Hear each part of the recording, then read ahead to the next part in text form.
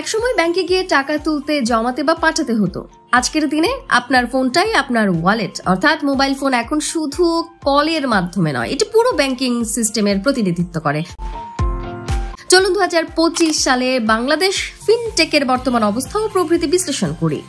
Fintech বা financial technology বলতে বোঝানো হয় প্রযুক্তির মাধ্যমে আর্থিক পরিষেবাকে আরো সহজ, সাশ্রয়ী ও দ্রুততর করা। এর মধ্যে রয়েছে mobile banking, peer to peer লেনদেন, কৃত্রিম বুদ্ধিমত্তার ভিত্তিতে রোবো অ্যাডভাইজার, ব্লকচেইন ও ডিজিটাল ওয়ালেট।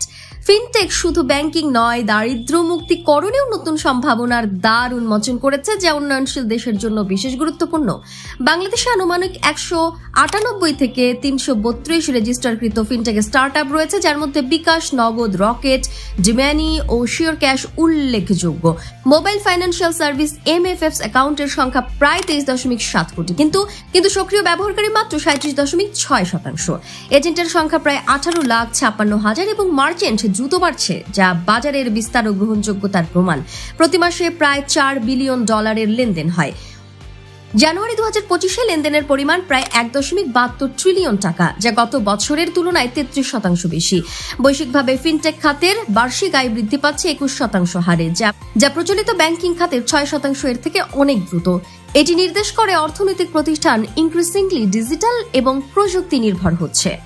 বড় লেনদেন চালানোর জন্য রয়েছে দেশের payment rails, NPSB, BEFTN, RTGS আর বিনিময়। কেন্দ্রীয় ব্যাংক জানিয়েছে, গেটস ফাউন্ডেশনের সমর্থিত যুক্তরাষ্ট্রভিত্তিক ওপেন সোর্স উদ্যোগ মজালুপের সহযোগিতায় একটি নতুন আন্তঃব্যবহারযোগ্য ডিজিটাল লেনদেন প্ল্যাটফর্ম তৈরি করা হচ্ছে, যা এই বছরই চালু করার পরিকল্পনা রয়েছে। বাংলা কিউআর পেমেন্ট সিস্টেম 2023 সালের শুরুতে চালু হয়েছে, যা ব্যাংকগুলোর মধ্যে আন্তঃব্যাংক লেনদেন সহজ করেছে। যদিও এখনো সব ব্যাংক পুরোপুরি গ্রহণ করেনি, তবে ধাপে ধাপে বৃদ্ধি পাচ্ছে। টাকা পে কার্ড 2023 সালের নভেম্বরে চালু হয়েছে, যা দেশের প্রথম জাতীয় ডেবিট কার্ড হিসেবে ভিসা ও মাস্টার কার্ডের উপর নির্ভরতা কমাচ্ছে। অনেকেই এটিকে সম্ভাব্য গেম চেঞ্জার হিসেবে দেখছেন। বিকাশ বর্তমানে 8 কোটি ইউজার নিয়ে বাজারের শীর্ষে। সফটব্যাংকের 2 বিলিয়ন বিনিয়োগের ভ্যালুয়েশন উৎস। নগদ প্রথম ডিজিটাল ব্যাংক লাইসেন্স পেয়েছে এবং DKYC প্রযুক্তির মাধ্যমে দ্রুত গ্রাহক সংগ্রহ করছে। রকেট, উপায়, ট্যাপ এসব প্ল্যাটফর্ম ও নিজ নিজ ক্ষেত্রে শক্ত অবস্থানে রয়েছে। 2024 সালের জুনে বাংলাদেশ ব্যাংক নগদ ডিজিটাল ব্যাংক PLC কে প্রথম পূর্ণাঙ্গ ডিজিটাল ব্যাংক লাইসেন্স প্রদান করে, যা দেশের ব্যাংকিং খাতে বড় মাইলফলক। কিন্তু মাত্র 2 মাস পর আগস্টে লাইসেন্সটি স্থগিত রেখে পুনর্মূল্যায়নের ঘোষণা দেওয়া হয়। 2025 সালে আগস্টে নতুন করে ডিজিটাল ব্যাংকিং লাইসেন্সিং প্রক্রিয়া শুরু করার ঘোষণা আসে, যেখানে পুরনো ও নতুন উভয় আবেদনকারী অংশ নিতে পারবেন। 23.7 কোটি MFS অ্যাকাউন্টের মধ্যে মাত্র 37.6% অ্যাক্টিভ। মার্চেন্ট পেমেন্টে প্রবৃদ্ধি অব্যাহত, 15.4 লক্ষ মার্চেন্ট সক্রিয়। এই তথ্য বাজারের সম্প্রসারণ ও ডিজিটাল গ্রহণযোগ্যতার গুরুত্বপূর্ণ সূচক। 2025 অর্থ বছরের প্রথম ত্রৈমাসিক প্রবাসী রেমিটেন্স এসেছে $8.01 বিলিয়ন, যা আগের বছরের একই সময়ের তুলনায় 27% বেশি। ডিজিটাল চ্যানেলের গুরুত্ব ক্রমবর্ধমান, যা দেশের অর্থনীতিতে ইতিবাচক প্রভাব ফেলে। বাংলাদেশের ডিজিটাল পেমেন্ট ইকোসিস্টেমের প্রধান চ্যালেঞ্জ হলো ইন্টারঅপারেবিলিটি, অর্থাৎ বিভিন্ন প্ল্যাটফর্ম ও সিস্টেমের মধ্যে সহজ ও নিরাপদ লেনদেনের নিশ্চয়তা দেয়া। পাশাপাশি ফ্রড ও মানি লন্ডারিং প্রতিরোধ AML নিশ্চিত করতে হবে, যেখানে ব্যবহারকারীর নিরাপত্তা ও তথ্য সুরক্ষা অত্যন্ত গুরুত্বপূর্ণ। আরেকটি বড় বাধা হলো ক্যাশ ভিত্তিক অর্থ ব্যবস্থার অভ্যাস পরিবর্তন, যা ডিজিটাল পেমেন্ট গ্রহণে অন্তরায় হয়ে দাঁড়ায়। বৈশ্বিক ফিনটেক বাজার 2024 সালে $209.74 বিলিয়ন থেকে বার্ষিক 25.18% হারে বৃদ্ধি পেয়ে 2033 সালে $1,583.05 বিলিয়ন পৌঁছাবে। ইন্টারনেট ব্যবহার, স্মার্টফোন গ্রহণ, পরিবর্তিত গ্রাহক চাহিদা ও নিয়ন্ত্রক সহায়তা এই প্রবৃদ্ধির মূল চালক। Digital payment, online lending, personal finance app, robo adviser, blockchain, neo banking, insurtech ও ওয়েলথ ম্যানেজমেন্ট প্ল্যাটফর্ম এই খাতের মূল অংশ। 2023 সালে উত্তর আমেরিকা 34.3% শেয়ার নিয়ে শীর্ষে ছিল, তবে এশিয়া প্যাসিফিক সবচেয়ে দ্রুত বৃদ্ধি পাবে বলে ধারণা। AI প্রযুক্তি ও পেমেন্ট সার্ভিসেস খাত বাজারে নেতৃত্ব দিচ্ছে, যেখানে ব্যাংকিং অ্যাপ্লিকেশন শীর্ষে রয়েছে। প্রধান খেলোয়াড়দের মধ্যে রয়েছে PayPal, ant group, Stripe, Square ও অ্যাডেল। এই তথ্য থেকে বোঝা যায় ফিনটেকের ভবিষ্যৎ উজ্জ্বল ও দ্রুত বর্ধমান। বাংলাদেশে ফিনটেক খাতে ভেঞ্চার ক্যাপিটাল বিনিয়োগ 2021 ও 2022 সালের $429 মিলিয়ন বেশি হয়েছে। ঢাকার ফিনটেক স্টার্টআপ গুলো গত 10 বছরে মোট $274 মিলিয়ন ফান্ডিং পেয়েছে, যার মধ্যে 2021 সালে $250 মিলিয়নেরও বেশি।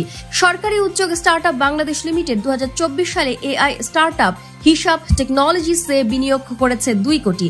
ফিনটেক মানুষের দৈনন্দিন জীবনকে সহজ করছে। দূরবর্তী গ্রামেও মোবাইলের মাধ্যমে টাকা পাঠানো, বিল পরিশোধ, ঋণ গ্রহণ, সঞ্চয় সহ নানা আর্থিক সেবা ঘরে বসেই পাওয়া যাচ্ছে।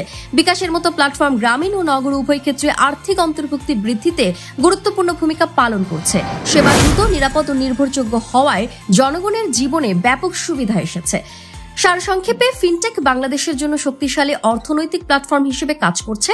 আর্থিক অন্তর্ভুক্তি, স্টার্টআপ সম্প্রদায় ও বিনিয়োগ বৃদ্ধির মাধ্যমে বাংলাদেশ ফিনটেক বিপ্লবের একটি বড় অংশ হয়ে উঠেছে। ভবিষ্যতে সুশাসন, নিরাপত্তা উন্নয়ন ও প্রযুক্তি সঙ্গত নিয়ম নীতি গ্রহণের মাধ্যমে বাংলাদেশ এই সেক্টরকে আরও এগিয়ে নিয়ে যেতে পারবে। 2025 সালে সফলতার চাবি হলো বিশ্বাস এবং সীমাহীনতা।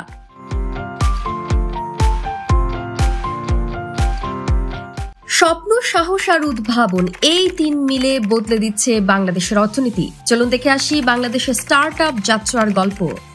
2010 সালে ব্র্যাক ব্যাংক ও মানি ইন মোশনের যৌথ উদ্যোগে যাত্রা শুরু করে বিকাশ, যা দেশের আর্থিক খাতে এক নতুন যুগের সূচনা ঘটায়। মোবাইলের মাধ্যমে দ্রুত, সহজ ও নিরাপদ লেনদেনের সুযোগ এনে এটি কোটি মানুষের আর্থিক অন্তর্ভুক্তিকে সম্ভব করে তোলে। সেই সূচনা থেকেই শুরু হয় দেশের ফিনটেক বিপ্লব, যা শুধু লেনদেনের ধরন নয়, মানুষের অর্থ ব্যবস্থাপনার অভ্যাসকেও আমূল পরিবর্তন করে দেয়। মায়াবার মতো হেলথ টেক অ্যাপ, পাঠাওয়ের মতো রাইড শেয়ারিং স্টার্টআপ আসে। 2020-এ চালু হয় স্টার্টআপ বাংলাদেশ লিমিটেড, দেশের প্রথম state backed venture capital fund. ভাবুন তো, মাত্র 1 দশক আগে দেশে স্টার্টআপ ছিল হাতে গোনা কয়েকটা। আজ সক্রিয় কোম্পানি 1200+ এবং ফান্ডিং ছাড়িয়েছে $1 বিলিয়ন। বিশ্ব র্যাঙ্কিংয়ে 79তম, দক্ষিণ এশিয়ার 4র্থ। এই গতি থামানোর কেউ নেই।